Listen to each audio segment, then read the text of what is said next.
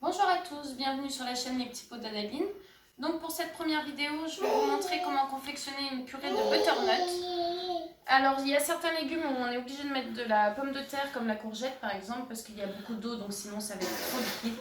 Mais le butternut est un légume assez solide donc on peut le mettre tout seul. Donc pour commencer, on commence par couper les extrémités.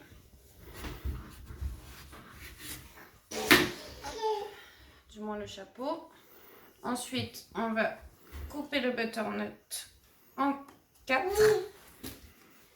Voilà. Ensuite, alors vous voyez, moi j'ai une petite boîte parce que du coup on fait un compost. Donc on récupère tous les déchets des petits pots. Et après on s'en sert pour l'année d'après dans le jardin, faire pousser les nouveaux légumes. Donc on va venir enlever tous les pépins avec une cuillère à soupe. Ça éclabousse un peu. Je vais vous faire voir que sur un cas parce que de toute façon je travaille avec un baby cook et je peux pas faire des quantités astronomiques à la fois, mais je fais en plusieurs tournées comme ça. Après je mets mes petits pots au congélateur et j'en ai d'avance. À savoir qu'au congélateur le petit pot va se conserver 3 mois. Et de toute façon, ça ne vous sert à rien d'en faire trop d'avance non plus puisque l'appétit de votre bébé va évoluer. Donc, au tout début de la diversification, il va manger très peu. Les premiers jours, ça sera que quelques cuillères. Et petit à petit, ça va augmenter. Par exemple, moi, ma fille a 6 mois maintenant. Donc, je lui fais des petits pots de 130 grammes de légumes. Donc voilà, là, mon quart de butternut est épluché. J'ai enlevé tous les pépins. Donc ensuite, je vais le couper en petits cubes.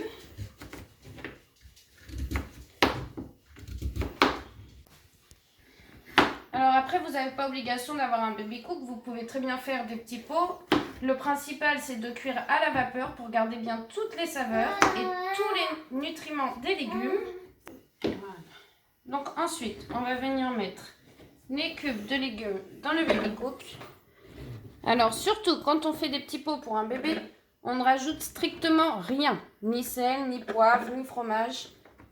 C'est important de mettre vraiment que le légume, que l'enfant puisse découvrir le goût des légumes. Et surtout pour sa santé, c'est le meilleur. Donc voilà. Ensuite, je vais venir ouvrir le réservoir d'eau, mettre mon eau. Donc je mets de l'eau en bouteille uniquement pour pas mettre de calcaire dans mon appareil.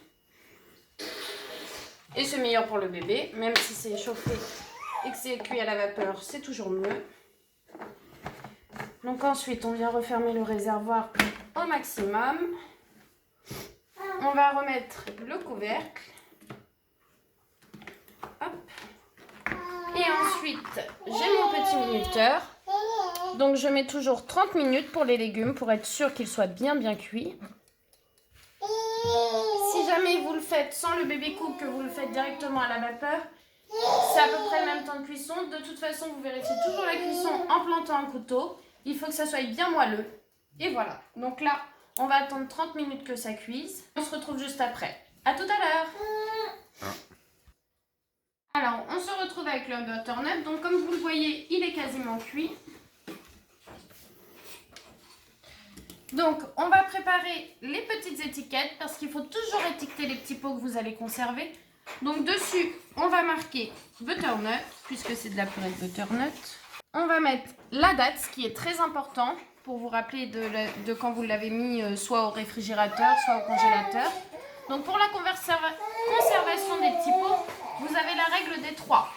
C'est-à-dire 3 heures à l'air libre, 3 jours au frigidaire et 3 mois au congélateur. Donc aujourd'hui nous sommes le 17, donc je vais bien marquer le jour, le mois et l'année. Et ensuite on marquera aussi le grammage, mais comme je ne suis pas devin, je ne sais pas combien de petits pots je vais pouvoir faire avec, donc je le marquerai après. Donc là comme vous voyez ça a bipé, donc c'est cuit. Donc vous voyez il y a un dépôt d'eau au fond, on va laisser cette eau parce qu'elle contient des nutriments qui sont retombés de la butternut. Donc on va mixer avec cette eau. Si vous avez un baby cook, faites attention derrière. vous avez pour l'évaporation de la vapeur qui est en surplus. Donc faites attention quand vous allez mixer, ça peut arriver que ça déborde. Donc là, je lance le mixage.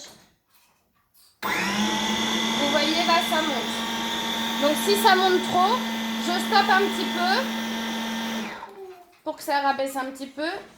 Et ensuite, je relance le mixage. Donc faut pas hésiter à mixer assez longtemps pour que votre purée soit bien lisse et qu'elle ne comporte plus aucun morceau.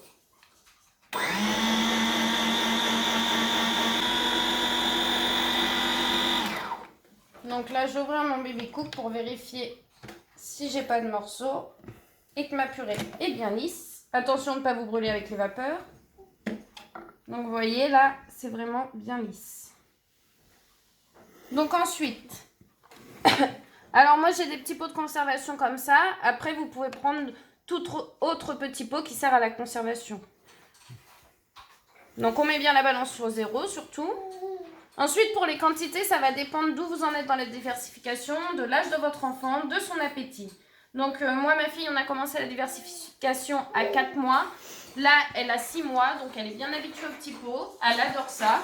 Donc moi elle est arrivée à 130 g de légumes le midi.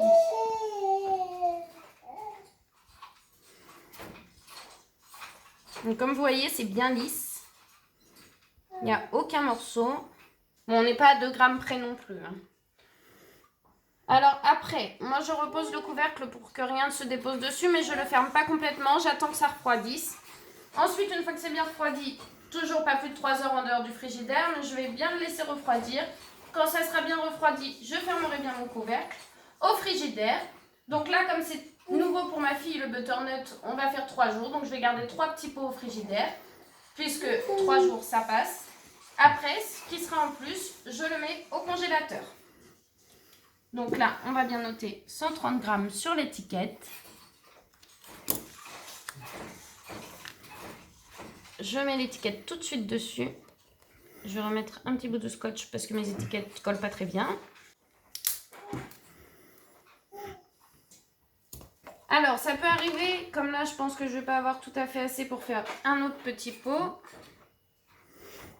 Donc, quand c'est comme ça, comme vous marquez le grammage sur l'étiquette, après, vous pouvez compléter avec la prochaine purée que vous faites.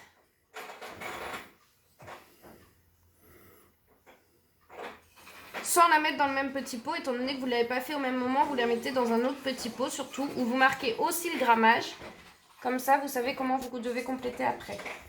Donc, pour ne pas en perdre, je prends une spatule pour bien racler mon réservoir de baby cook. Ah bah, vous voyez, j'ai de quoi en faire un deuxième. On est à 130 g. Donc, je fais la même chose, mon étiquette que je vais coller dessus. Et voilà. Donc, là, vous avez votre petit pot pour le midi. Alors, toujours compléter avec un biberon. Jusqu'au 1 an de votre enfant, il faut surtout privilégier le lait. Il faudra toujours qu'il ait une grande quantité de lait dans la journée. Donc, comme moi, le matin, elle prend un biberon de 210 ml de lait avec de la blédine dedans. Le midi, elle a sa purée de légumes, c'est 130 g, plus 150 ml de lait. Au goûter, elle a sa compote. Alors c'est pareil, on est arrivé aux alentours de 100 g pour ma fille, mais c'est toujours pareil, les quantités dépendent de chaque enfant. Surtout, n'hésitez pas à demander à votre pédiatre. Et surtout, pour commencer la diversification, toujours avoir l'accord du pédiatre. C'est très important, parce que chaque enfant est différent. Donc au goûter, elle a ses 100 g de légumes, de compote, pardon. Et son petit yaourt, parce que ma fille ne veut plus du biberon au goûter. Donc on est passé au yaourt, mais il faut toujours garder un produit laitier quand même. Et donc le soir, elle n'a pas de petit pot. Elle a juste son biberon de 210 ml comme le matin, avec sa blédine dedans. Voilà. Alors j'espère que cette vidéo vous aura plu, vous aura été utile. Si vous avez des questions, n'hésitez pas en commentaire. Je vous répondrai le plus rapidement possible. Je vous souhaite une bonne journée. Au revoir.